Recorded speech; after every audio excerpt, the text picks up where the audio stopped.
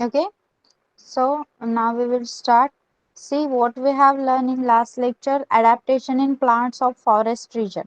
Okay, जंगल प्रदेशातील झाडांचं अनुकूलन कसं होतं ते आपण पाहिलेलं. Yes, variety of plants, trees, shrubs and herbs are found in forest, we all know that. Okay, वेगवेगळ्या प्रकारचे वृक्ष, झुडूप, रोपटी आपल्याला जंगलात पाहायला मिळतात. मग या सगळ्यांमध्ये सूर्यप्रकाश मिळवण्यासाठी, सनलाइट मिळवण्यासाठी एक प्रकारची रेस चालू असते. ओके, त्यामुळे ते ट्रीज उंच उंच वाढण्याचा प्रयत्न करतात आणि त्यांचा आधार म्हणून काही वाईन्स, वेली सुद्धा त्यांच्या सोबत वाढत असतात. यस, ते काय आहे, एक प्रकारचं अडॅप्टेशन आहे.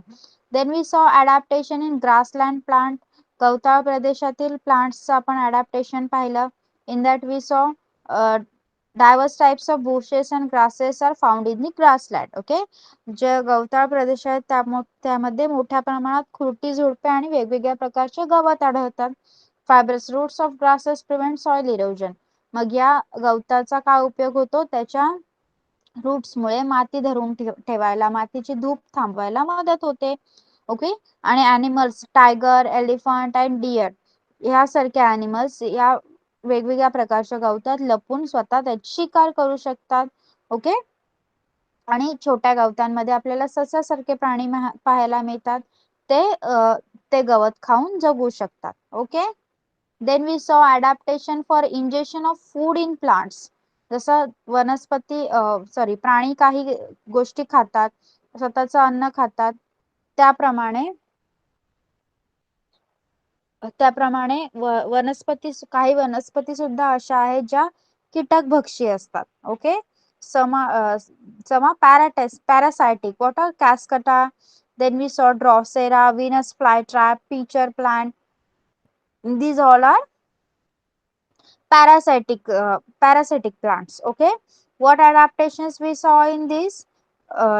They fulfill their need for nitrogen by consuming insect. Okay, these type of plants cannot absorb the nitrogen from soil. झाडांना जगण्यासाठी नायट्रोजन, फॉस्फरस आणि पोटॅशियम हे 3 घटक इम्पॉर्टंट आहेत. पण हे जे प्लांट्स आहेत ते नायट्रोजन डायरेक्टली सॉइल मधून ऍब्सॉर्ब करू शकत नाही. That's why for fulfilling their need for nitrogen they consume insects. Okay, and how they consume insects? They have a sticky material which hold the insect inside them. Okay, and they look so attractive that the insect directly gets attracted toward that and go and sit over them. Okay, then we saw adaptation in plants. Okay, in that we saw fishes have scales on the skin and fins on the body. Okay, and its body tapers towards its end like a spindle. Yes, then they have a transparent eyelid and air bladders are present between their body to float on a water. Okay, then we saw frog and duck. Yes, frog and duck both have a webbed toes so that they can use their legs like oars to float in the water. Okay, duck have a waxy layer on its feathers. Duck and water hen have a waxy layer on its feathers, and the water didn't get absorbed by its feathers. Okay, then we saw a frog. Frog have ability through breathe through their skin. Okay, in the water, and by using they can breathe outside the water. So frogs are called as amphibian as they can live inside or outside the water both. Okay, then we saw adaptation in forest and grassland animals. Okay, हे थोडं आपला fast झालेलं. So we will continue with this only. Okay, आपण हे परत एकदा revise करूया. Yes, see, carnivorous animals like the wild dog, fox, tiger and lion have strong legs to run fast and capture their prey. Yes, carnivorous in the sense what? मांसाहारी प्राणी. Okay, मग जंगलातील कुत्रा, जंगली कुत्रा, कोल्हा, वाघ यांसारखे प्राणी काय करतात, त्यांचे पाय खूप स्ट्रॉंग असतात, ओके, मजबूत असतात आणि त्यांना नख्या सुद्धा असतात, त्यामुळे ते खूप फास्ट धावू शकतात आणि त्यांचं भक्ष्य पकडू शकतात. They have clause and their canine teeth are sharp and pointed. Yes, they have sharp canine teeth. त्यांना अणकुचीदार सुळे असतात आणि त्यांचा उपयोग ते मांस फाडून खाण्यासाठी करतात. Yes, to tear a flesh. Then tigers have padded paws. This enables them to silently stalk their prey and capture it easily. Yes, तुम्ही पाहिलं असेल तर वाघाच्या पायांच्या तळव्यांना गादीसारखा आवरण असतं, गादी असते एक प्रकारची, त्यामुळे काय होतं, वाघ हळूहळू चालत जातो आणि त्या गादीमुळे त्याच्या पायांचा आवाज होत नाही आणि त्याला सहजतेने भक्ष्य पकडता येतं, कारण भक्ष्याच्या कानावर त्याचा आवाज पडत नाही. Yes, then the eyes of predatory carnivores are located in the front of their head. मग हे जे कार्निवोर्स असतात, मांसाहारी प्राणी असतात, त्यांचे डोळे हे त्यांच्या डोक्याच्या निमुळत्या बाजूला समोर आलेले असतात.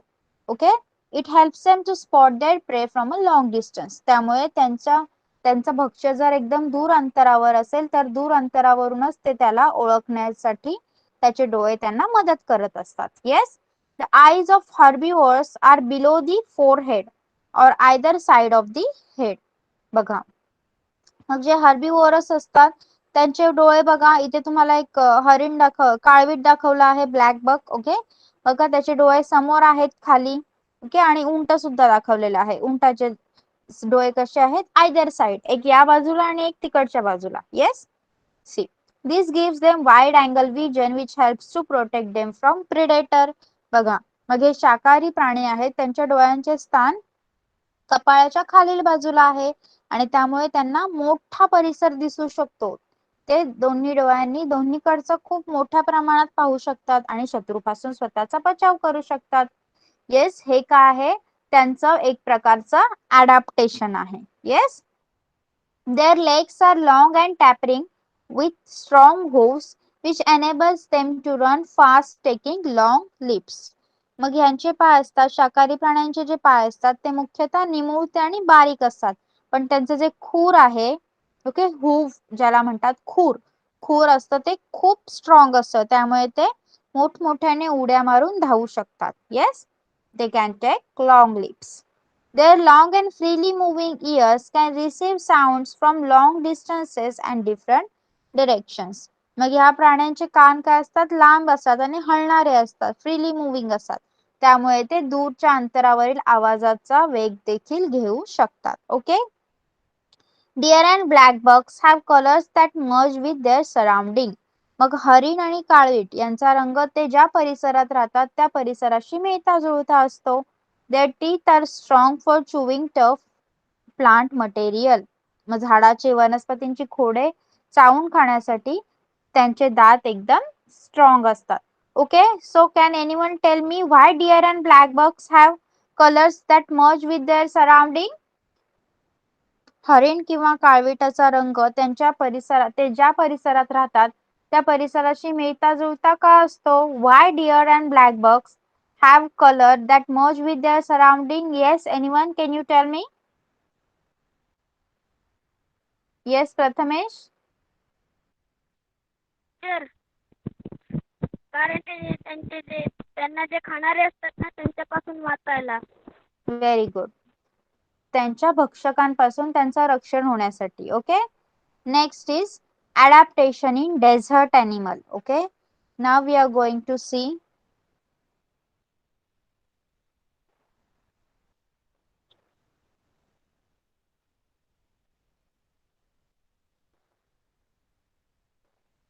yes, Tanvi, do you have any network problem?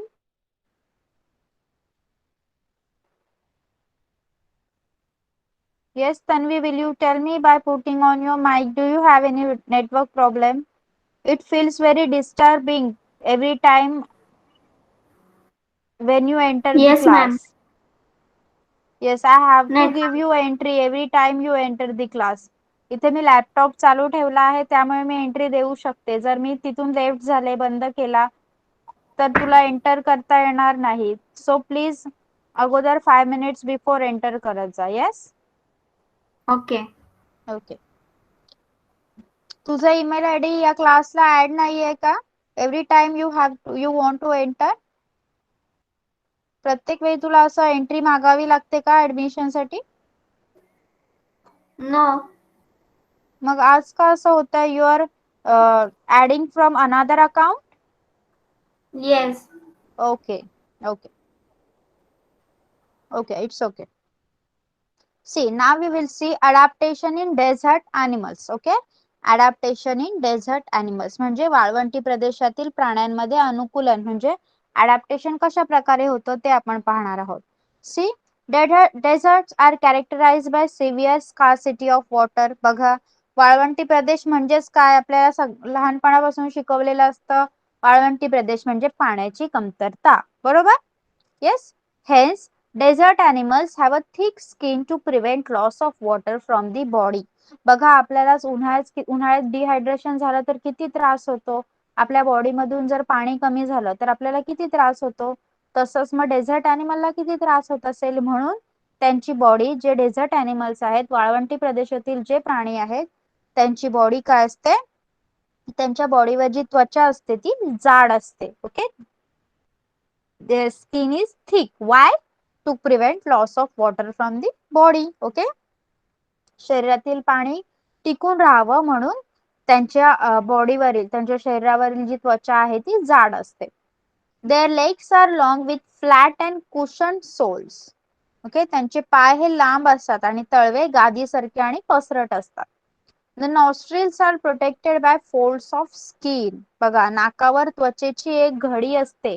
नाकपुड्या आहेत ज्या, नॉस्ट्रिल्स म्हणजे नाकपुड्या, त्याच्यावर एक त्वचेची घडी असते.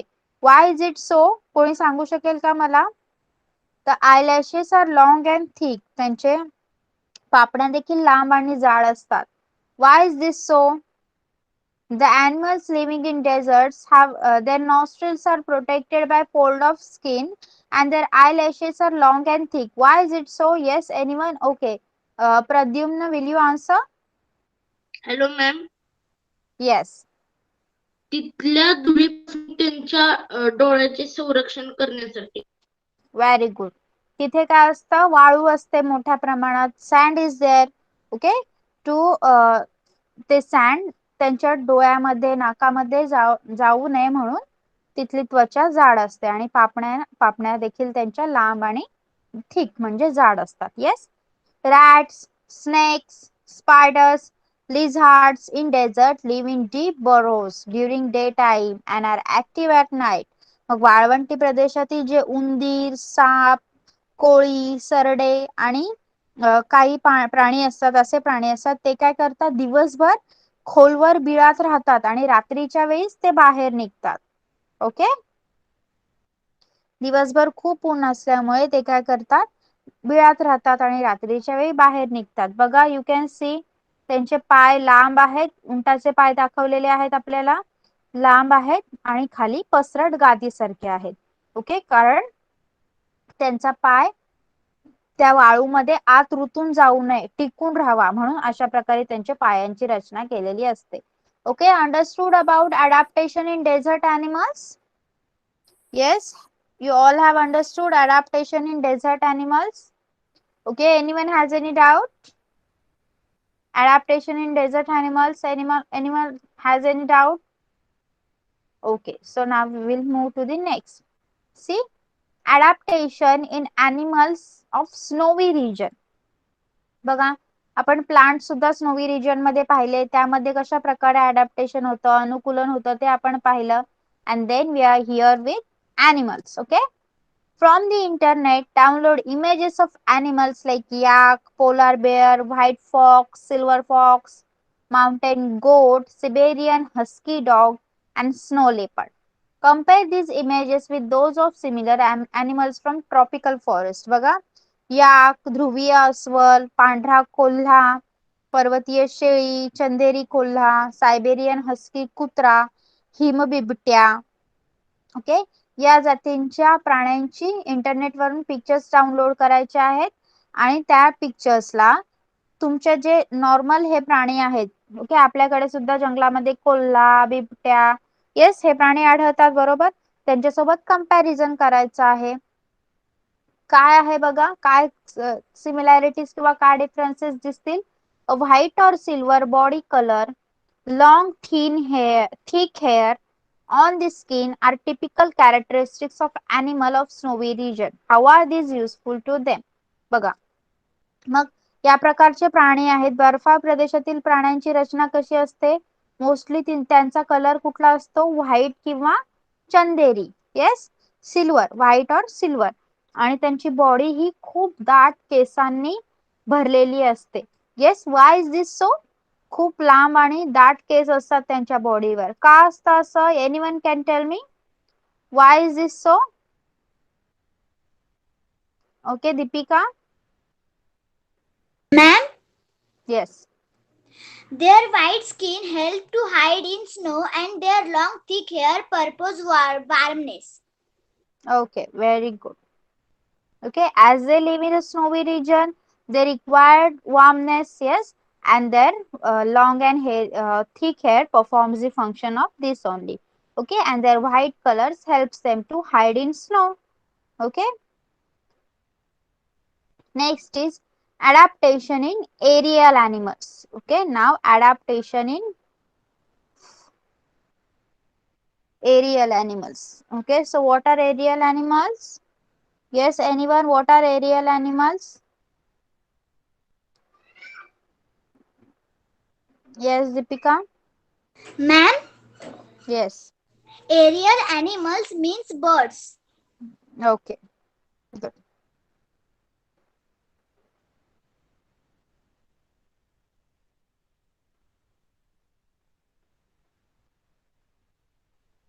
Yes, now we are here.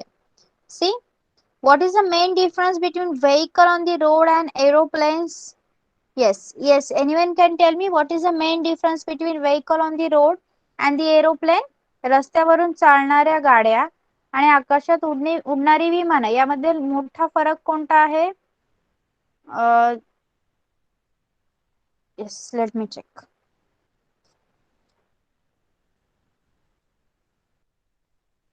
Okay, let me check your names.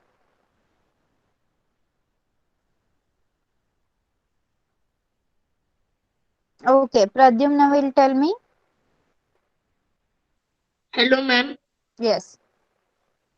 Vehicles रस्त्यावर चालतात आणि ते विमानासारखे फ्लाय करू शकत नाही.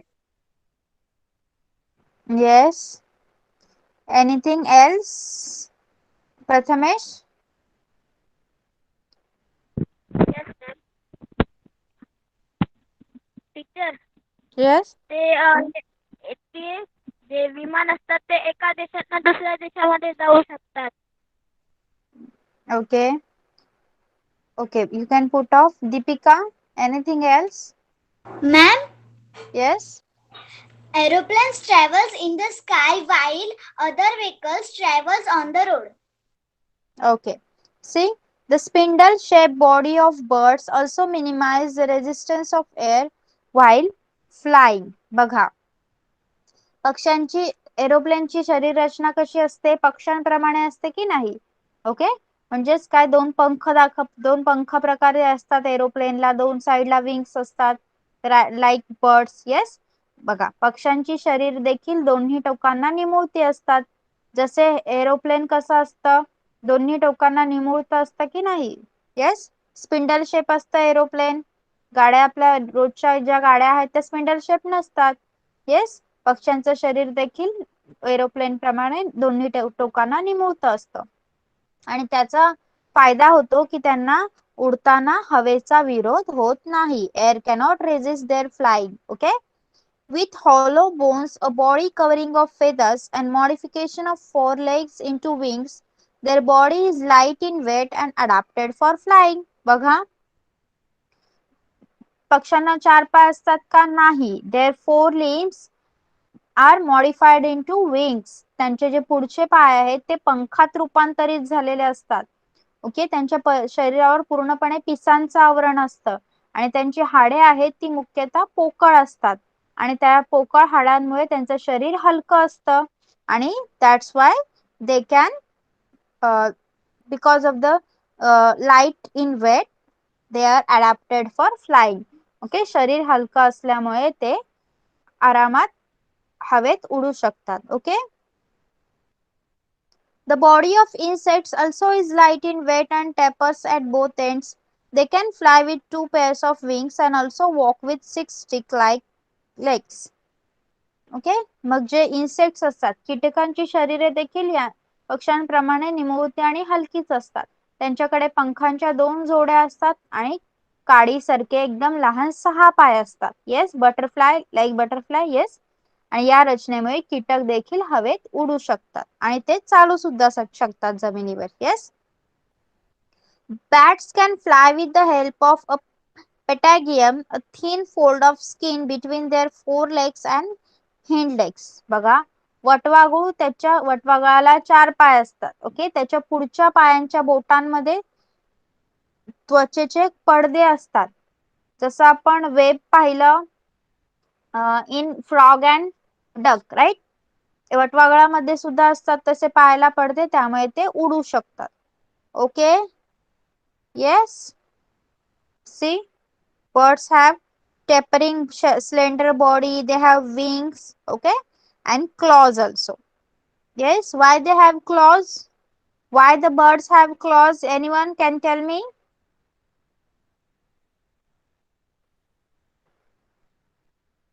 Yes, why the birds have claws? Can anyone tell me?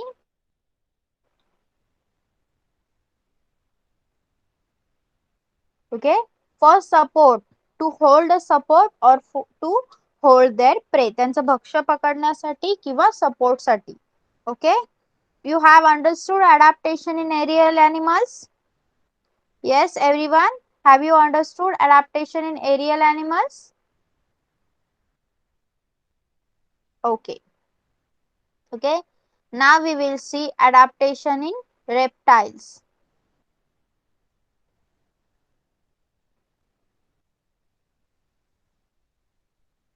Okay, we will see adaptation in reptiles now. Observe from a distance how snakes and earthworms creep. Which organ do they use for creeping? Are there any special changes for that purpose?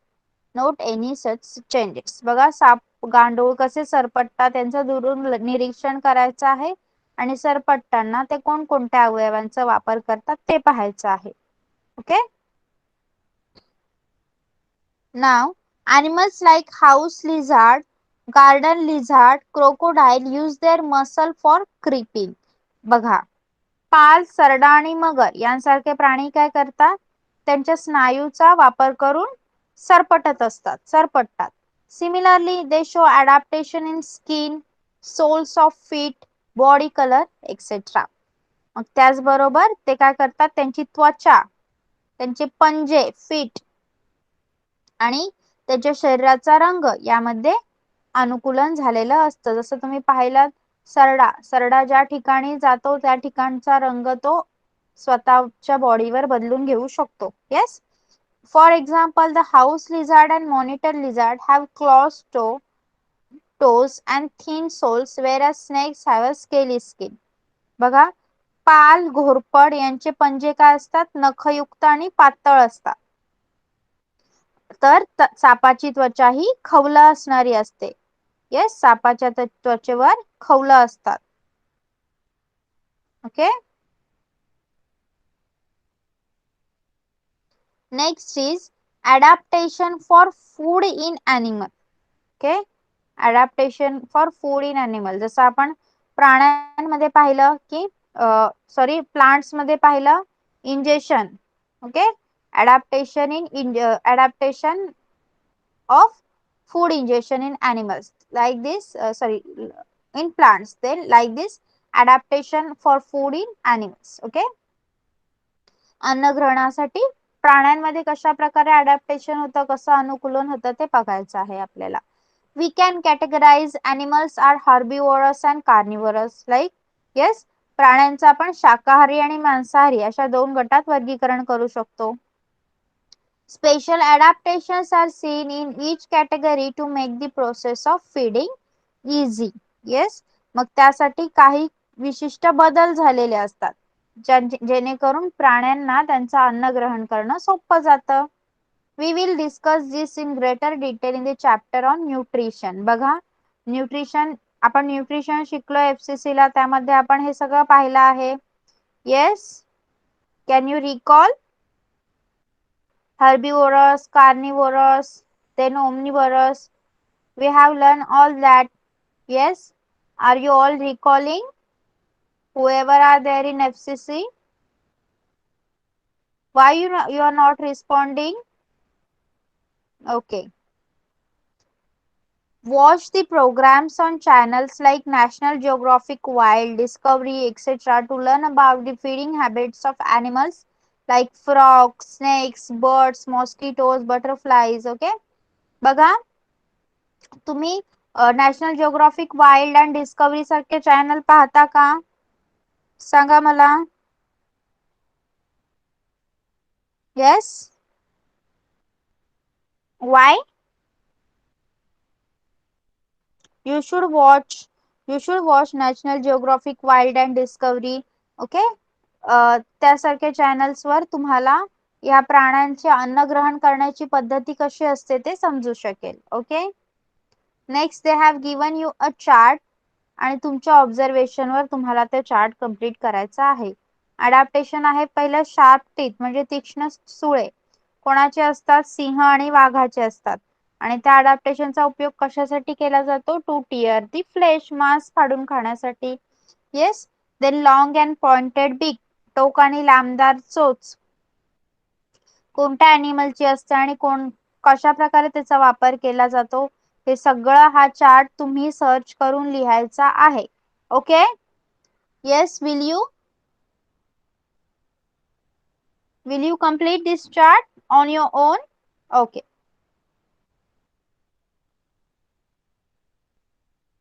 Yes, now we will see adaptation for blending with the surrounding. म्हणजेच आपला जो surrounding आहे, आपला जो परिसर आहे त्यामध्ये मिसळून जाण्यासाठी. ओके, कशा प्रकारे अडॅप्टेशन होतं सजीवांमध्ये? We cannot easily spot colorful butterflies, lizard and grasshoppers. बघा, जर तुम्ही एखाद्या गार्डन मध्ये गेला तर लगेचच तुम्हाला नाकतोडा किंवा वेगवेगळ्या रंगाचे सरडे किंवा वेगवेगळ्या प्रकारचे बटरफ्लाईज, फुलपाखरं लगेच दिसतात का? सांगा मला. एखाद्या झाडावर जर ग्रास हॉपर बसला असेल आणि ते झाड पूर्ण हिरवा असेल तर तुम्ही त्याला लगेच नोटिफाय करू शकता का? लगेच स्पॉट करू शकता का? सांगा. No. Why is this so? Why? They get camouflaged amidst grasses, parts of plants like stem, leaves, flowers, etc. That is because their colors blend with those of their surrounding. Okay? ते काय करतात? वनस्पतींवर, गवतामध्ये किंवा झाडांच्या खोडावर असतात आणि त्यावेळी त्यांचा रंग, त्यांच्या शरीराचा रंग त्या वनस्पतीच्या ज्या ठिकाणी ते असतात त्या ठिकाणाशी मिळता जुळता राहतो. त्यामुळे आपण त्यांना लगेच स्पॉट करू शकत नाही. Changes that take place in the various organs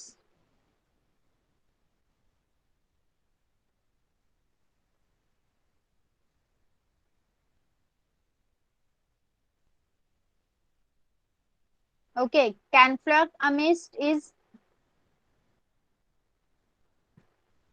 त्या रंगांशी sorry wait they get camouflaged amidst grasses, parts of plants like stem, leaves, flowers, etc. That is because their color blend with the ते त्यावर मिसळून जातात. वनस्पतींवर, गवतामध्ये अथवा झाडांच्या खोडावर असतात. Okay, they get camouflaged amidst म्हणजे ग्रास, गवतात, वनस्पतीवर किंवा त्याच्या खोडावर बसणे किंवा त्यामध्ये मिसळून जाणे. Okay, see changes that takes place in the various organs and life processes of organism that enable them to live, feed, reproduce, to perpetuate themselves and protect themselves from their enemies in specific surrounding depending upon the habitat and its geographical condition are called adaptation.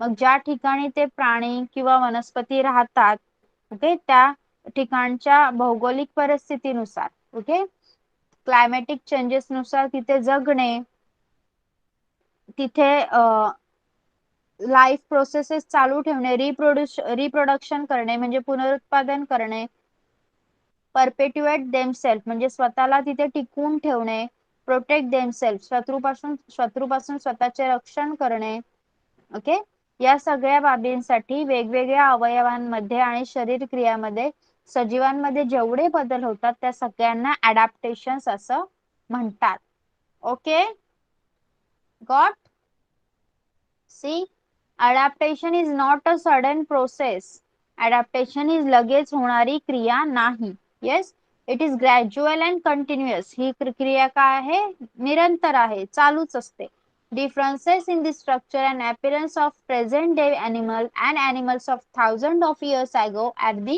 adaptations that occurred according to prevailing conditions it is our duty to conserve this diversity मग हजारो वर्षापूर्वी आपण म्हणतो dinosaurs होते okay मग हे असलेले अस्तित्वात असलेले प्राणी आणि आजचे प्राणी यांच्या शरीरात जे जे काही बदल झालेले आहेत ते त्यांच्या परिस्थितीनुसारच झालेले आहेत बरोबर ज्या कंडिशन मध्ये त्यांना जगावं लागत आहे त्या कंडिशनला अनुकूल होण्यासाठी अडॅप्ट होण्यासाठी त्या एन्व्हायरमेंटला अडॅप्ट होण्यासाठी त्यांच्या शरीरामध्ये काही बदल झाले आहेत आणि हे आता आपलं कर्तव्य आहे की हे वैविध्य आपण जपून ठेवलं पाहिजे ओके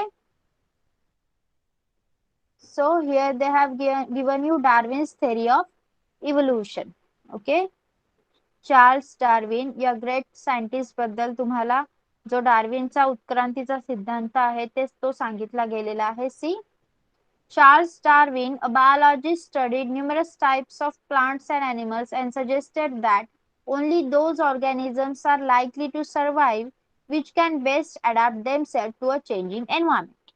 बघा चार्ल्स डार्विन हा एक बायोलॉजिस्ट होता म्हणजे जीवशास्त्रज्ञ होता याने खूप वेगवेगळ्या प्रकारच्या प्राण्यांचा आणि वनस्पतींचा अभ्यास केला आणि त्याने असा निष्कर्ष काढला की जे सजीव त्यावेळी असणाऱ्या पर्यावरणाच्या परिस्थितीशी मिळतं जुळतं घेतात किंवा जास्त सक्षम असतात त्यांनाच पुढील काळात टिकण्याची सर्वात जास्त शक्यता त्यांचीच असते okay this is the Darwin's first principle आणि सक्षम तोच टिकेल म्हणजे this is called the theory of survival of the fittest जो सक्षम आहे कंडिशन फॉलो करण्यासाठी तोच पुढे टिकेल यालाच डार्विनचा सिद्धांत डार्विनचा पहिला सिद्धांत डार्विन्स फर्स्ट प्रिन्सिपल असं म्हटलं जातं If an organism is born with a new beneficial characteristics and is able to survive, this change is preserved in the next generation. This is Darwin's second principle and it's called the theory of natural selection. जर एखादा सजीव त्याला फायदेशीर ठरणारा एखादे वैशिष्ट्य घेऊनच जन्माला आलेला असेल आणि तो ते वैशिष्ट्य टिकवून ठेवू शकला तर त्याने जन्माला घातलेली पुढची पिढी ही त्याच्यासारखीच बनेल बरोबर त्या पिढीमध्ये सुद्धा ते वैशिष्ट्य आपोआप येईल यालाच डार्विनचा दुसरा सिद्धांत म्हणजे नॅचरल सिलेक्शन म्हणजे नैसर्गिक निवडीचा सिद्धांत असं म्हटलं जातं okay Now classification of living organisms, how they are classified.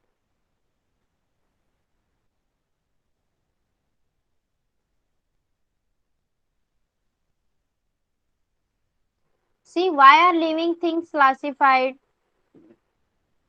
Which are the criteria used for classification of plants and animals? Okay, वनस्पती आणि प्राण्यांचं वर्गीकरण का करण्यात आलं आणि कोणकोणत्या निकषांद्वारे करण्यात आलं ते आता आपण बघणार आहोत okay see it is very important तुमच्या नेक्स्ट स्टडी साठी सुद्धा क्लासिफिकेशन खूप इम्पॉर्टंट आहे तुम्हाला 12th आणि 11th-12th ला जर यू हॅव टेकन बायोलॉजी जर बायोलॉजी घ्याल तुम्ही तर तुम्हाला हे क्लासिफिकेशन पर्टिक्युलरली आलंच पाहिजे ओके तुम्हाला एकदम त्या लेवलला नसणार आहे सगळे किंगडम सगळे फायलम कदाचित नाही या सिलेबस मध्ये नसणार आहेत, पण तुम्हाला पुढे त्याचा उपयोग होणार आहे. That's why pay attention over here. Okay. It is difficult to study and remember all the organism in this diverse living world at the same time. Classification helps in this respect. बघा, आपल्याला वर्गीकरण वनस्पतींचं किंवा प्राण्यांचं वर्गीकरण करण्याची गरज का भासली? येस, का भासली आपल्याला गरज वनस्पतींचं आणि प्राण्यांचं वर्गीकरण करण्याची? कारण एकाच वेळी आपण एवढे सगळे प्राणी किंवा वनस्पती लक्षात ठेवू शकतो का? त्यांचा अभ्यास करू शकतो का? नाही. म्हणूनच आपल्याला त्यांचं क्लासिफिकेशन करण्याची गरज भासली, त्यांचं वर्गीकरण करण्याची गरज भासली. Different scientists have used different criteria and independently classified plants and animals. बहुतेक आजवर जेवढे शास्त्रज्ञ झाले त्यांनी वनस्पतींचं आणि प्राण्यांचं वेगवेगळ्या प्रकारे वर्गीकरण करण्याचे निकष लावून दिले. काही क्रायटेरिया, काही गुणधर्म त्यांनी शोधून काढले. A hierarchy is formed in the classification that starts with kingdom Animalia or kingdom Plantae. Further groups and subgroups are formed depending upon basic similarities and differences. This is called the hierarchy of classification. Okay? See. वेगवेगळ्या शास्त्रज्ञांनी वेगवेगळ्या प्रकारे विचार केला आणि वेगवेगळ्या पद्धती शोधून आणल्या वर्गीकरणासाठी. बरोबर. आणि या वर्गीकरणाची एक उतरण बनवली. याची सुरुवात प्राणी सृष्टी किंवा वनस्पती सृष्टी. ओके. किंगडम ॲनिमेलिया और किंगडम प्लांटी म्हणजे प्राणी सृष्टी किंवा वनस्पती सृष्टी इथून केली जाते. आणि पुढे जे सजीव आपण अभ्यासणार त्या सजीवांमधील ठळक गुणधर्म, त्याच्यात काही साम्य असेल किंवा भेद असेल यांच्या आधारे त्यांचे वेगवेगळे गट तयार केले गेले. त्यालाच काय म्हणतात? हायरार्की ऑफ क्लासिफिकेशन म्हणजे वर्गीकरणाचा पदानुक्रम. हायरार्की म्हणजे पदानुक्रम. Okay. Hierarchy of classification is वर्गीकरणाचा पदानुक्रम. Okay. Next is binomial nomenclature by Charles Linnaeus. Okay.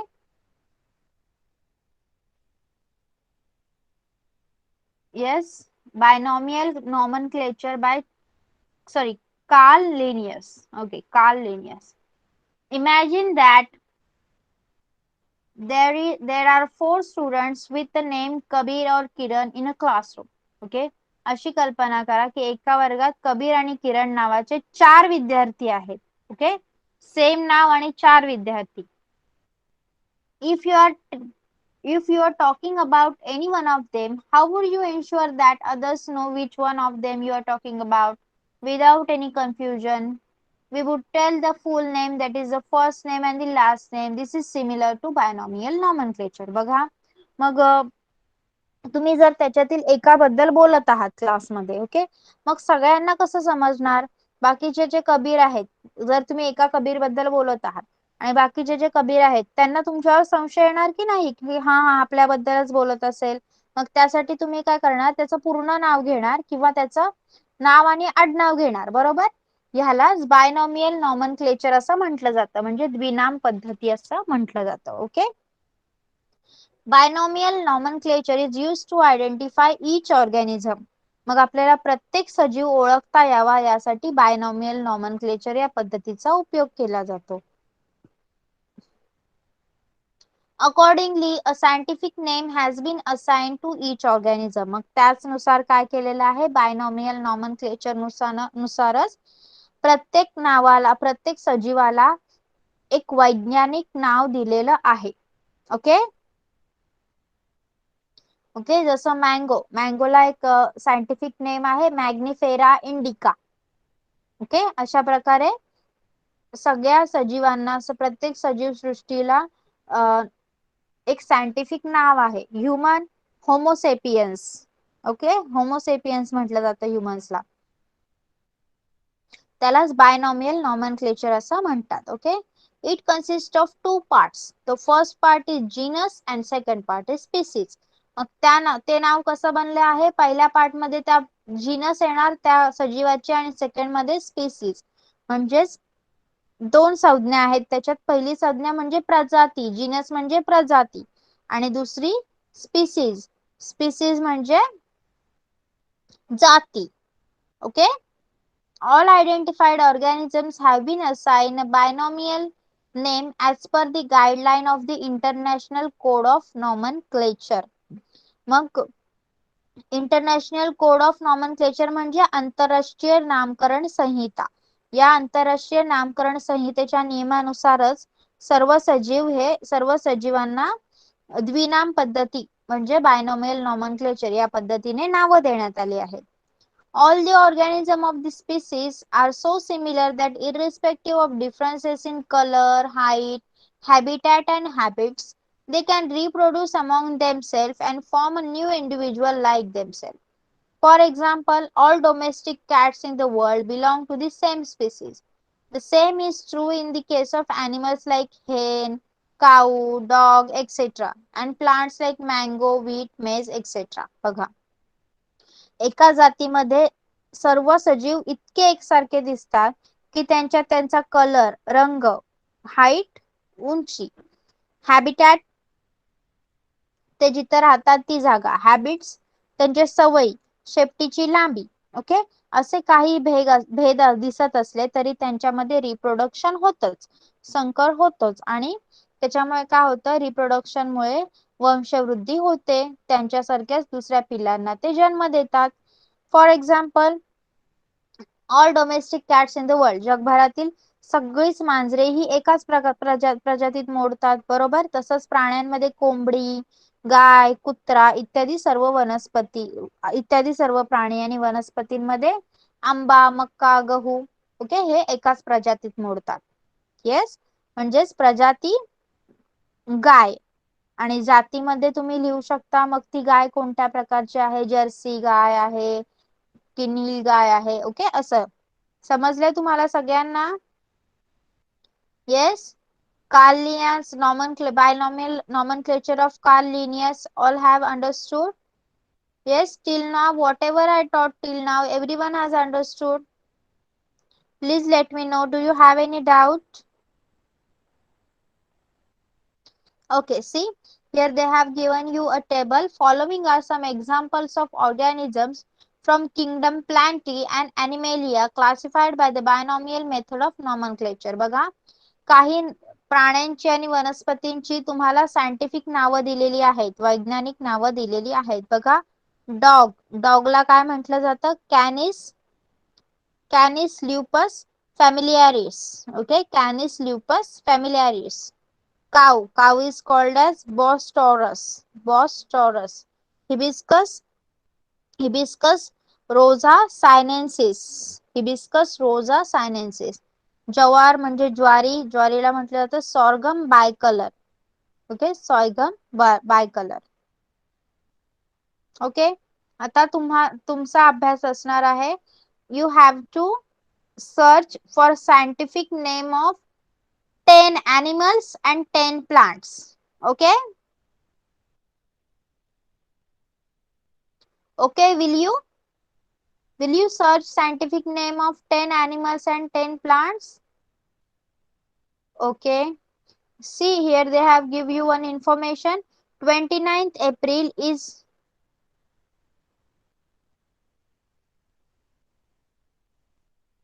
okay, kingdom Animalia is प्राण्यांच्या प्रजाती, ओके. किंगडम ॲनिमेलिया म्हणजे प्राणी आणि किंगडम प्लांटे म्हणजे plant. Okay, clear? Yes, clear? Okay, see they have given you 29th April is observed as World Frog Protection Day. 29 April हा जागतिक बेडूक संरक्षण दिवस आहे. म्हणजे याच्या कायद्यानुसार वन्यजीव the wild life protection act नुसार वन्यजीव संरक्षण कायद्यानुसार किलिंग और harming frog is prohibited. Okay, म्हणजे वन्यजीव कायद्यानुसार त्यांना मारणे आणि इजा पोहोचवणे यांच्यावर बंदी आहे. येस, म्हणून कुठे गेल्यावर बेडकाला दगड मारत बसायची नाही. Yes, see if you all have understood the lesson will you answer all my questions? Yes, can we move? Can we take the question answers? Okay. First is load. Okay, find my match. Yes, they have given you plants names and you have to uh, match them with the answers given in group B. Yes, answers given in group B you have to match with them. Lotus. Lotus, what you will match lotus with? Okay, adapted to live in water. Good. Next is aloe. Aloe.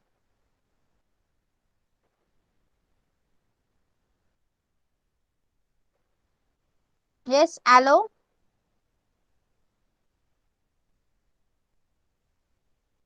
It's B. Desert मध्ये aloe vera मिळतो का तुम्हाला?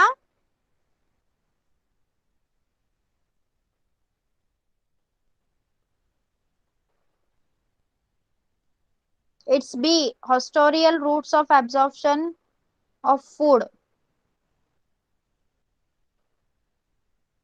Cascata. Yes, cascata.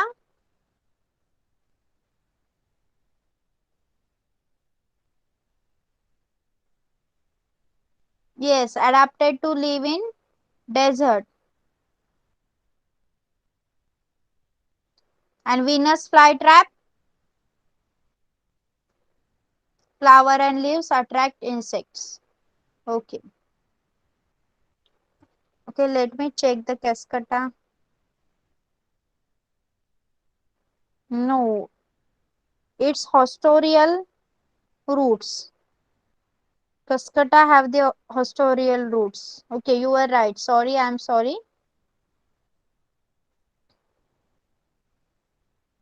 Okay, cascata have the hostorial leaves. Then aloe is in adapted to live in desert. Is the answer जरा question घेण्यासारखाच आहे पण they have given you the option that only. दुसरं काहीच option नाहीये त्याच्यासाठी. So you have to match aloe with the C1. Okay, you were right. Yes, now next is read the paragraph and answer the following questions. Okay, I am penguin. I live in polar region covered by snow. My abdomen is white. My skin is thick with a layer of fat underneath. My body is spindle shaped. My wings are small. My toes are webbed. We live in flock. Why is my skin white and thick and why is there a thick layer of fat underneath? Yes, anyone? बघा हा paragraph आहे त्याच्यात penguin. Yes, Deepika will answer. Okay. Ma'am, yes. penguin lives in extremely cold polar regions. The region is always covered over with ice. It has thick skin with a thick layer of fat underneath because it does not allow the body heat to escape out. Due to white color, it can mix with the surroundings and cannot be easily located. This Okay. way, it seeks protection against predators. Very good. Okay, you all have understood the answer. Sanjana, abdomen is पोटाचा भाग. Okay. Yes, all have you understood? Next is why do we live in flocks sitting close to each other? Okay, सांगा. Penguin is asking you why do we live in flocks sticking close to each other? ते एकत्र असे थवा करून राहतात आणि एकमेकांना चिकटून का असतात? Yes, anyone else from other than Deepika? Why you all are not answering? Prathamesh, Pradyumna, समजलं नाहीये का तुम्हाला question? Yes, Mahika.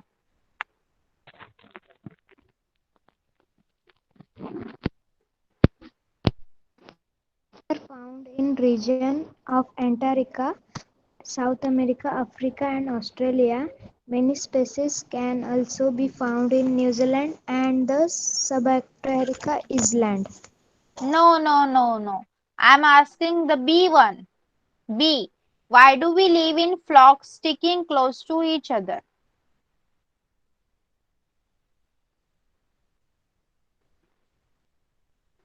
Yes, Aditi? Hello. Yes. We know that penguins live in the coldest region of the of Earth, and in order to find warmth and solace, they remain in flocks with each other in order to escape the extreme cold conditions. They nestle together to keep each other warm. Very good. Next is, which geographical region do I inhabit? Why? Yes, Deepika? Ma'am, Yes. penguin stays in polar regions, especially in the Antarctica region. There is abundant food available for the penguins, and thus they are seen here. Okay. Next is, which adaptation should you have to enable you to live permanently in the polar region? Why? जर आपल्याला polar region मध्ये राहायला लागलं तर आपण कोणतं adaptation करायला लागेल Aditi?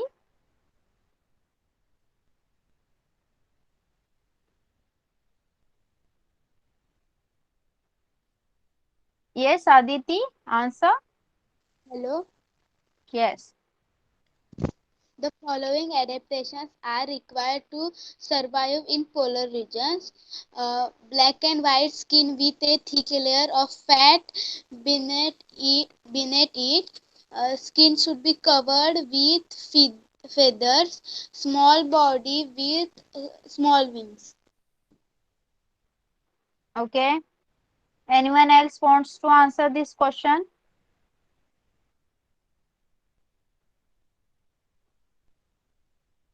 Yes, Deepika?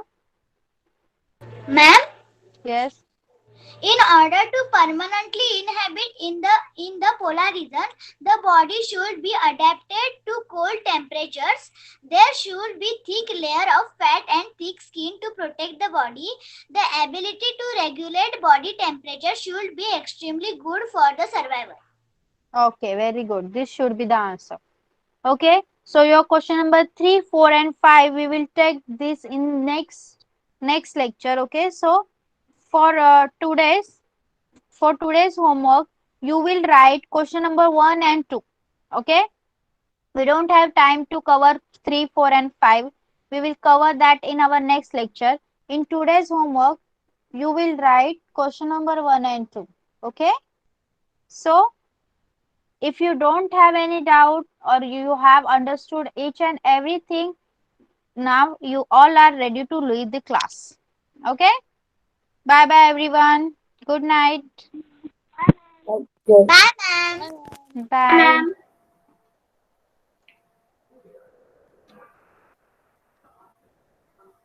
Bye, ma'am. Bye bye everyone.